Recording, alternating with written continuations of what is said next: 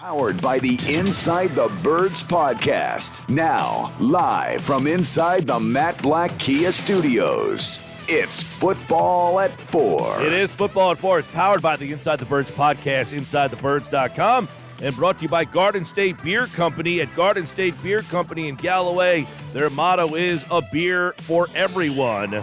Contact them today at 609-232-BEER. Andrew Dicecco is here. Talk about beer. No, he's going to talk about Eagles. Well, I know Andrew Dicecco likes a nice cold beer.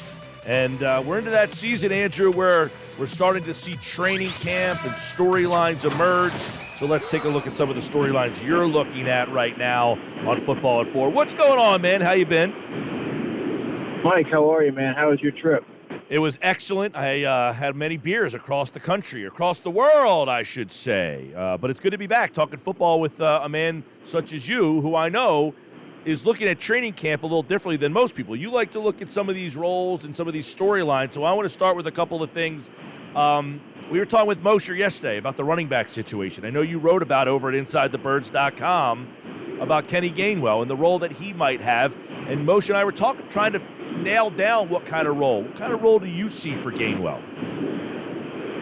Well, what's interesting is he's someone that only had 68, I believe it was 68 carries last season, so he wasn't really utilized as much as I envisioned going into last season in the offense. But this year I think you're going to see a big difference, and I think you're going to see more of a 50-50 timeshare if I had to project it, because I think when you look at what the Eagles would like for that offense to ultimately become, I think when you see Kenneth Gainwell and his pass receiving prowess, and I think he's developing as a pass blocker, and they really like his situational awareness. Miles Sanders, to me, is not a three-down running back, but I think that there is a time and a place, and I think he's going to get the lion's share of the carries. But I also think that working in a guy like Gainwell, who offers a different skill set, and I think he is also a much more proficient between the tackles runner. So I think you're getting the best of both worlds with those running backs, and I think Gainwell is ready to take on more of a responsibility this year and become more of. And you saw he's actually splitting out wide more in training camp. So you're seeing him, instead of out of the backfield, he's lining up in the slot. So I think a guy like Gainwell, along with Dallas Goedert, can really be beneficial to Jalen Hurts as being these outlet guys over the middle and providing a safety blanket for him, should he panic or in the pocket or get rattled. I think having those two guys there as outlets are really going to help him out. Yeah, I mean, when you watched Gainwell last year, was there something that kind of caught your eye as to why maybe the team didn't give him as big as a workload? I would say probably pass blocking, and that's been the biggest hurdle for many young running backs. If you're not able to know your assignments, or if you're a little bit timid out there, they're not going to be confident in necessarily throwing you out there where you have, where you're trying to protect your quarterback. I mean, not every running back is going to be like a Brian Westbrook or Darren Sproles in that regard, but I think that they may have seen some different things, some different tendencies in Gainwell, or maybe some blemishes and maybe some things in terms of processing. Remember, you have a lot coming at you as a rookie, especially at the running back position, that it's sort of a steep learning curve. And some of the things that they saw from him or the teams were throwing at him, they may not have felt comfortable putting him out there despite his advantageous skill set in terms of what he can bring to an offense. I think that they felt more comfortable putting a guy like Jordan Howard, who is really strong and proficient in that regard, in that aspect of his game, in terms of pass protection, rather than putting a guy like Gainwell out there where it may have been a little bit more of a crapshoot. But I think now he probably went into the offseason, I'm assuming, knowing what he needed to work on. And I think he came in a little bit bigger. Remember, he's 5'9", 200, so he does have this compact build and a strong lower body. So you're going to see him probably assume the role of the between the tackles grinder more. And the Eagles haven't really pursued any, or haven't really brought in any downhill runners. They have Kennedy Brooks as an undrafted free agent. So I think Gainwell is going to pretty much slide into that role, barring something unforeseen. Yeah, I know, because when Gainwell was drafted, you talked about him splitting out wide in this training camp. We didn't see him much as a pass catcher last year, but kind of reiterate to the listeners about how creative they can get with him in the pass game, because I think that's something that we didn't see as much of or maybe even enough of at last year. Yeah, and I think a lot of that had to do with, again, just putting a young running back and putting a lot on his plate. I think that he needed a chance to adapt to the speed of the NFL, and that's the case with a lot of players. And I think now, looking at his skill set and what he's able to provide from in terms of route running, I think he's very savvy in that area of his game, and just having getting him into the open field, where I think that he's really able to. He's not an explosive athlete in the prototypical sense of what many would think, but I think you get the ball in his hands in space, you're going to see him take advantage of his advanced vision. And he can be slippery in the open field and just take advantage of spacing and some of the mismatches there. And he's sure-handed. So having someone like that, like I mentioned, Dallas Goedert, I think having somebody like that, knowing that he's going to find a way to get open over the middle, I think alleviates some of the pressure for a quarterback like Jalen Hurts, especially when he's working through his progressions and might be a little bit hastily working through his progression. I think knowing that you have those two guys to fall back on over the middle is definitely something that is a lot less daunting. Andrew Dicecco, Football at 4. Obviously, Gainwell in his second year. We look at the wide receiving stuff that's happening out there. You got Rager in his third season now. You've got Watkins in his third season now.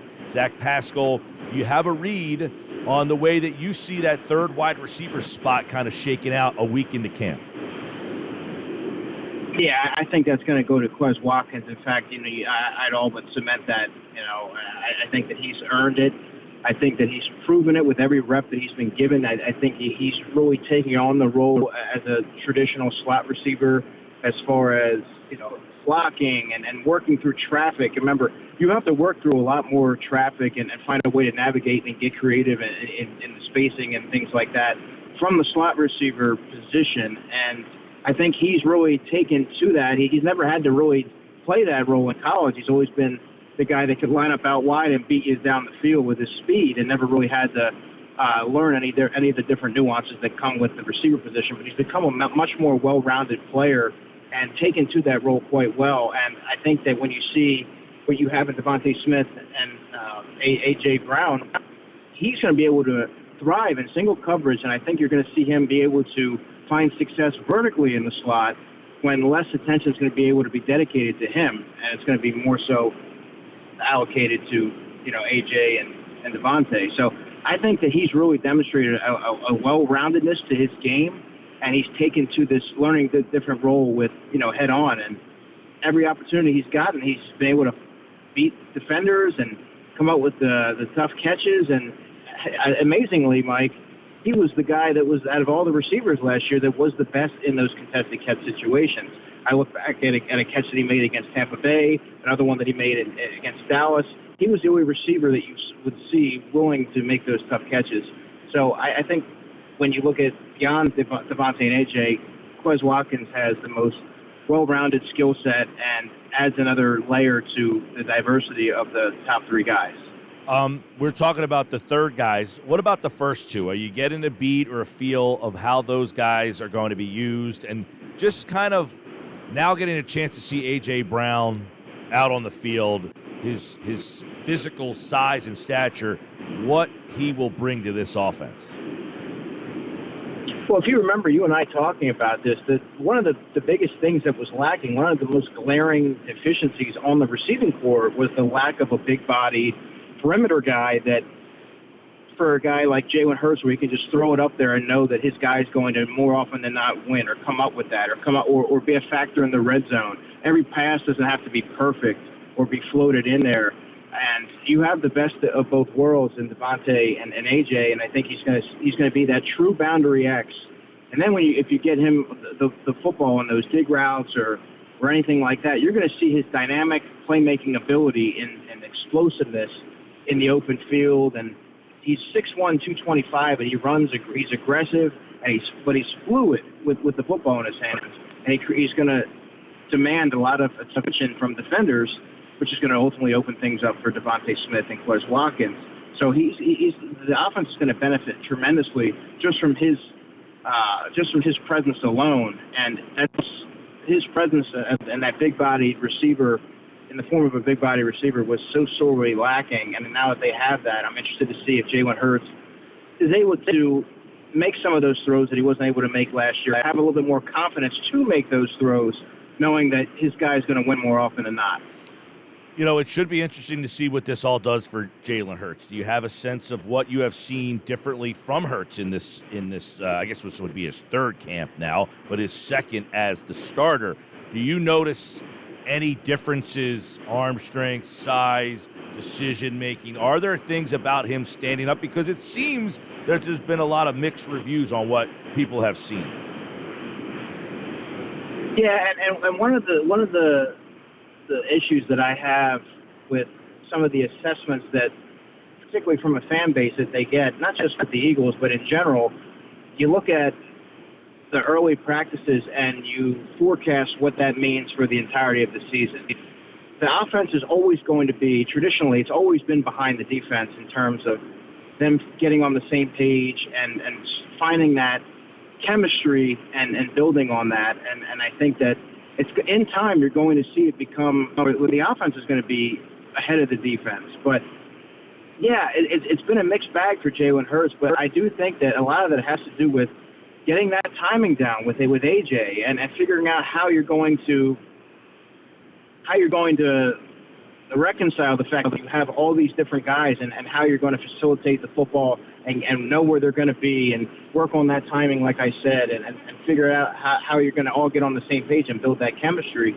And it takes a little bit longer to do that offensively than it does defensively. Now, going back to your point about what have I seen, decision-making, yeah, you would like to see him pull the trigger a little bit quicker. I mean, there's been several times from what I've gathered and 7-on-7s that he's taken off and run, or he's forced the ball in there. 7-on-7s are designed for the offense to win. I mean, there's no pass rush back there, and you scan it, and you find the open guy. So you would like to see him be able to work through his progression, be a little bit more patient in that regard. But I think you're also seeing more of a willingness to look downfield and throw the football down there and see it and throw it, and not really stand back there and be hesitant. I think you're going to see a little bit more of a quick reaction from him, knowing that he has the guys and to make those plays. And he's going to have a lot more confidence to uncork the football and get it to them downfield. So I think in time you're going to see a little bit more of a complete quarterback. But right now I think it's a little bit. I think it's fair to say that it's in flux as he's really gauging what he has, and the receivers are figuring out, they're working on their chemistry and timing with him as well. Yeah, they're all doing this on the fly, trying to get used to each other. And, A.J. Brown's got to learn a new offense while learning a new quarterback. So we'll see how long that all takes. It's interesting to see how Devonta Smith's role in this offense will change, though, from year one to year two. So does he have to make adjustments? Well, I think it's going to change for him for the better, right? I think he's going to be seeing number two corners predominantly, and I mean, you put a number two corner on Devonta Smith, and he's going to carve that up all day long and find a way to get open, and the offense is going to benefit as a whole from it. So I think I don't know that it's going to be much of an adjustment for him, except he may not get as many targets as he got last season, simply because the offense has a lot more weapons now, and I do firmly believe that you're going to see Kenneth Gainwell become more of a prominent presence in the offense. So Devonta is going to benefit more from single coverage, and he should have a little bit more downfield opportunities, I would think, rather than those short to intermediary areas where he really thrived last season. I think you're going to see him be able to really take it, but you're going to see him tap into the other element of his game, which is downfield separation and being able to win. And so I think that it's going to the addition of A.J. Brown is Devonta Smith might be the biggest beneficiary of that addition. Andrew Dicecco, Football at 4 from InsideTheBirds.com. Yesterday I asked Mosher about how much of an upgrade James Bradbury is over Nelson, and he just kind of laughed, not to disrespect Nelson, but just to say it's not even close. So I ask you, what does that mean for Jonathan Gannon's defense now that he has essentially that big of an upgrade on that corner? Yeah, and let's not. I cannot understate the upgrade that James Bradbury represents. You know, with all due respect to Steve Nelson, I thought he played okay in that role. But let's be honest. Jonathan Gannon, and I've said it here. He was very. I guess he was hamstrung in terms of what he was able to do and what he was able to call, because Steve Nelson's a limited player. He's a solid player, but he's not somebody that you feel confident putting on an island and letting him just handle his man one-on-one. I think that you saw that a lot of safety help was required to avoid seeing him get beaten on the back end, which you saw him get exploited early in the season. I believe it was week 3 against Dallas. And I think after that you saw him play a little bit, Jonathan Gannon, that is, play things a little bit closer to the vest. And he wasn't able to be as aggressive as I'm sure he would have liked to have been. And he had to do a lot to protect Steve Nelson from getting exposed and from the back end just getting exploited as a whole. Now, adding a guy like James Bradbury, who is a very, very smart player, he's lengthy, he's very physical, he's going to get up on guys. And, I mean, knowing that he has Slay and Bradbury on the outside, it's going to give him so much more flexibility in what he's able to do and turn guys loose and be more aggressive. And if he's not, well, that's a problem, you know, in his philosophy, I would think, because now you have the pieces, you have the Hassan Reddicks. You got to turn these guys loose and let them get after the quarterback, because you have addressed the secondary. And I mean, if you want to, you know, if we're splitting hairs here, you look at the safety position and there's question marks there. But as far as corners go, you'd be hard pressed to find a better, more well-rounded trio than Slay, Devontae Maddox in the slot, and James Bradbury. So yeah. I think you're going to see a lot more flexibility in what Jonathan Gannon does and a lot more creativity. Sticking on the defense, you know, everybody's kind of inquiring about what the linebacking core and how John Gannon's going to use those linebackers. Do we have any hints? Well, I guess the hints right now would all indicate that it's going to be T.J. Edwards and Kaiser White as the primary guys. However, let's not forget Davion Taylor, and oddly enough, the guy who got the most accolades and drew the headlines was Nakobe Dean, and he hasn't really been heard from. But that's not that shouldn't alarm anyone. I mean, he's a third-round linebacker trying to absorb an NFL defense, which isn't always the easiest thing to do, regardless of what program you're coming from or how smart or astute your football IQ is, right? I think that in time, I think that Nakobe Dean will be a starter for this football team based on just sheer talent alone. I think that's ultimately going to prevail here. But right now, T.J. Edwards they're very comfortable in what they have in him. Would you like for him to ideally be a third linebacker? Yes. He's a little bit one-dimensional, but he's making the most out of the skill set that he has. He's a tackling machine. He flows to the football. He's tenacious. And Kaiser White, they identified him as being a player they wanted to bring in free agency, and he's coming off a career season at 26 years old last year with the Chargers, and he has a very well-rounded skill set and very adept at covering in coverage, and he's another one that processes things quickly. But it's going to come down to how quickly is he able to adapt and to what Jonathan Gannon is asking him to do. And I think all signs point to he's really transitioning quite well. So I think opening day, it's fair to say that you're going to see TJ and Kaiser as the primary guys. But I also think you're going to see Davion Taylor work in, and you're going to see situations where Nakobe Dean works in, but it's not going to happen anytime soon. I mean, he's buried a little bit. He's a little bit behind the 8 ball, but like I said, nothing to be alarmed about. Yeah. That's kind of par for the course for a young defensive player. Not everybody adapts at different paces. Well, and is it fair to ask, Andrew, that Nakobe Dean was drafted, Kaiser White was signed. White was signed, and then they draft Dean, basically because Dean just happened to be there. But White has to take it like, man, they drafted this guy, and they signed me to be this guy. I got to hold this guy off. So, that competition might have brought out the best in both of these guys. Yeah, I mean, that's fair to say. I mean, training camp, ultimately, anyone who's a competitor is going to want to fight for their place on the depth chart. And I think Kaiser White said, they signed me. They viewed me as a piece that can help this team. But then they go and they turn around and they draft this guy in the 3rd round with this high pedigree.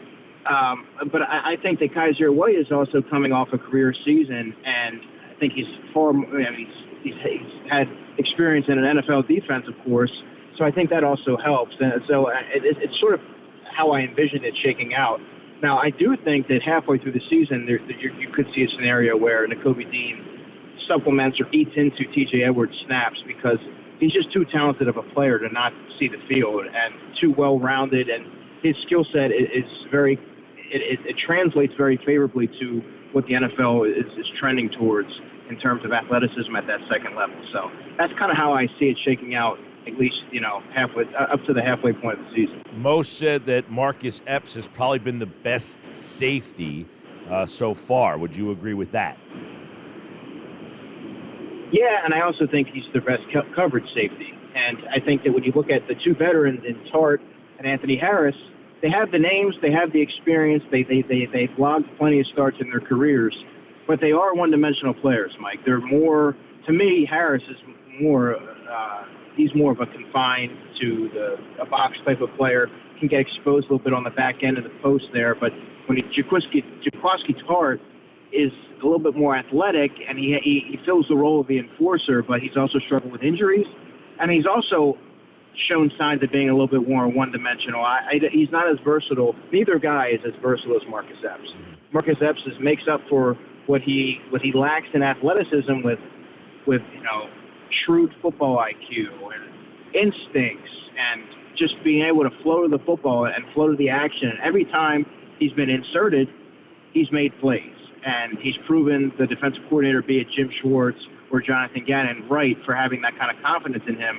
And I think he's really built on that. And remember, a lot of people view him as this guy that got beat by DK Metcalf in 2019 playoffs, but he's come so far as a player from there. Or a guy that got hurdled by Brandon Ayuk, and I guess it was Sunday Night Football. But this guy has come so far from there, Mike, and really become a glue guy in their secondary, and someone that has taken advantage of every opportunity as it's been presented to him. So it is fair to say that he is their best safety as we stand right now on August 4th. August 4th. Well, guess what? Coming up on August the 12th, it will be the first preseason game. We'll get maybe our first look at some of these guys and some of these position battles. Andrew Dicecco will be with us along the way here on Football at 4 as we get you ready for Eagles preseason. They're at camp. We've got it all covered on Football at 4. Tomorrow, Adam Kaplan, who does his tour. He's been all over training camps across the NFL. We'll get more from him. Check out more from Andrew at Dicecco NFL on Twitter